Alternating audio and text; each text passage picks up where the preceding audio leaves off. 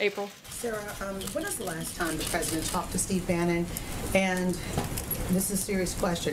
Is the president now blocking Steve Bannon from calling his cell phone? I'm not aware that he was calling his cell phone, but I believe the last conversation took place at the first part of December. Now, what does this do to the base?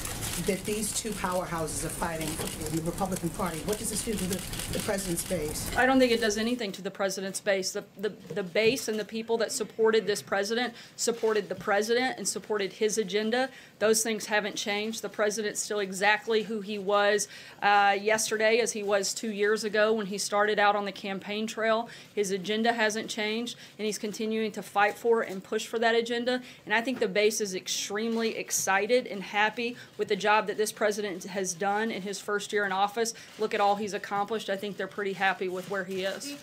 Peter? Steve Bannon has a distinct following, the alt-right, and some people who may not necessarily be for the other, people who are xenophobic. What happens there? I think that's a question you're going to ask Steve Bannon. The president's base is very solid. It hasn't changed because the president hasn't changed and his agenda hasn't changed. And we're continuing to accomplish a lot of the things that were on the president's agenda as we did last year, and we're going to do a lot more this year as we move into the beginning of 2018. Peter? A couple questions. I'll try to make these simple. First, did the president's You don't think I can handle the hard ones? Did the president's son, Donald Trump Jr., commit treason?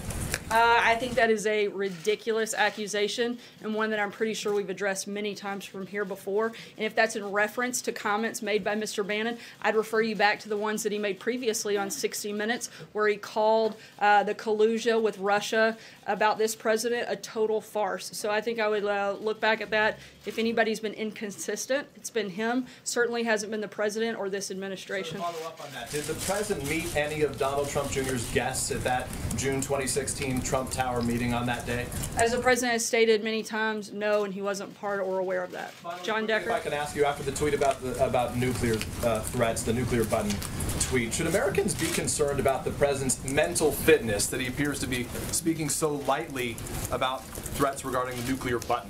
I think the president and the people of this country should be concerned about the mental fitness of the leader of North Korea. He's made repeated threats.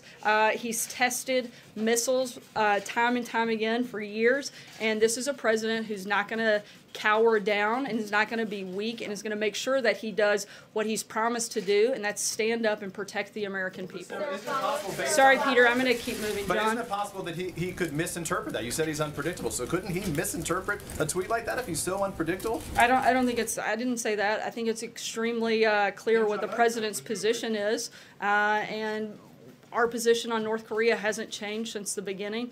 This is a president who is committed to protecting Americans and protecting the people of this country, and he's not going to back down from that. Kristen? Sarah, thank you. You just said that people should question the mental fitness of KimJung. So then isn't it dangerous for the president to be taunting him on Twitter?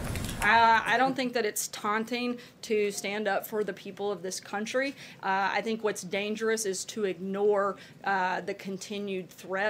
If the previous administration had done anything and dealt with North Korea, dealt with Iran, instead of sitting by and doing nothing, we wouldn't have to clean up their mess now. You acknowledge it's a Mara, taunting sorry, I tweet. did call him. Sarah, it's a taunting tweet to say that he has a larger nuclear button. I think it's just a fact. What does it say, just one word, what does it say about the president's priorities that he unleashed a 4-paragraph statement about Steve Bannon and one tweet on North Korea? The president has issued a number of statements, as have I, as have the administration, Ambassador Haley, Secretary of State, Jim Mattis, Secretary of Defense, have all talked extensively about North Korea. To try to limit it down to one tweet is just disingenuous.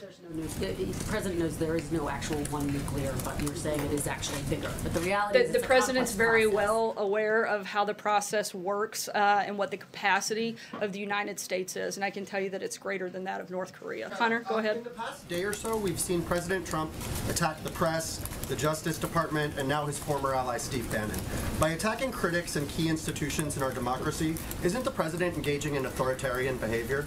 Not at all. The president's simply responding often to news of the day. I think if the president can't respond aggressively to an individual like the leader of North Korea that continues to threaten Americans, then that's a dangerous place that we don't want to go down. You and the president call for Sorry, critics to be fired from their jobs. That's not the president of North Korea. I'm sorry, I couldn't hear the first part of your question. We've seen both you and the president call for critics to be fired from their jobs. I don't think it's necessarily critics. We're certainly happy for people that have different opinions, but there's a difference between different opinions and different facts, and people are entitled to an opinion, but they're not entitled to their own facts, and we have a big problem with people putting out misleading information. Those are very different things. And Kevin? one more thing. It's been reported that he was furious when these reports first came out about what Bannon was quoted as saying. Is that an accurate depiction?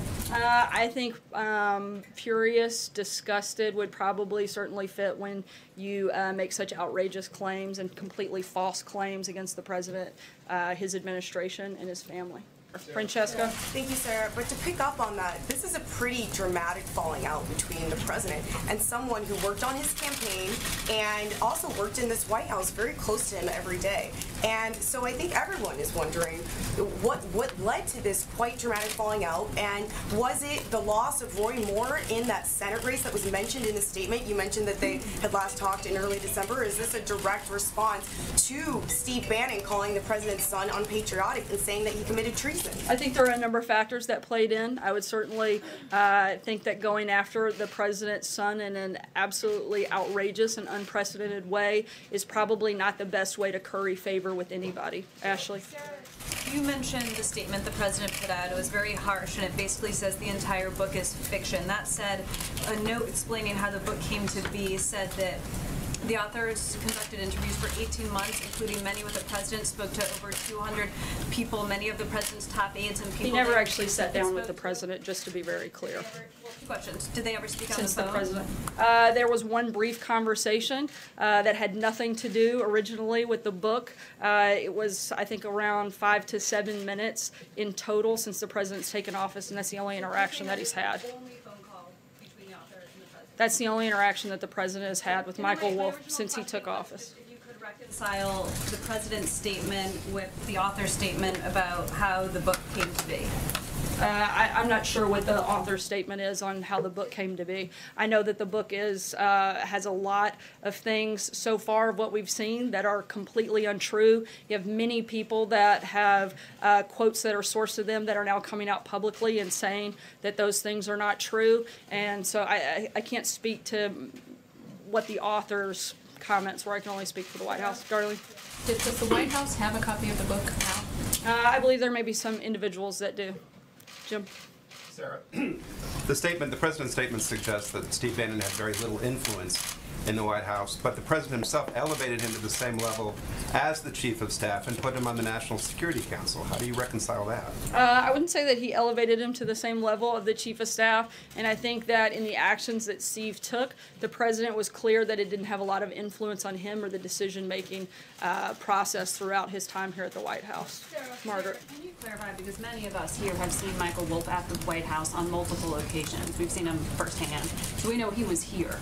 Who gave him access to the White House? What was he here for? Can you explain any of that, since we don't have access to the laws? Yeah, so far, from what I can tell of the roughly just over a dozen interactions that he had with officials at the White House, I think close to 95% were all done so at the request of Mr. Bannon.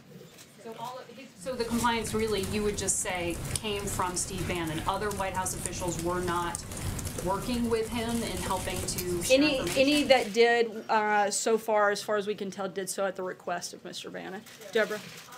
The president tweeted that he'll be announcing the most dishonest and corrupt media awards of the year Monday at 5 p.m. Can we get some details on that? Where will he say it? Will it be televised? How many awards will he present?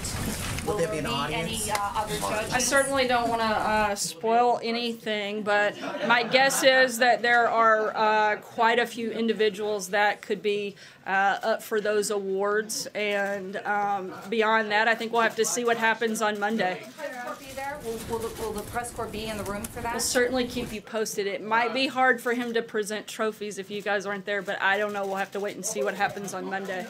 Kevin. Sarah, thanks. I wanted to ask you personally, and I know you speak on behalf of the President, on behalf of the American people, how surprised were you at what you read, these excerpts attributed to Mr. Bannon? Did that surprise you in any way, and if so, how?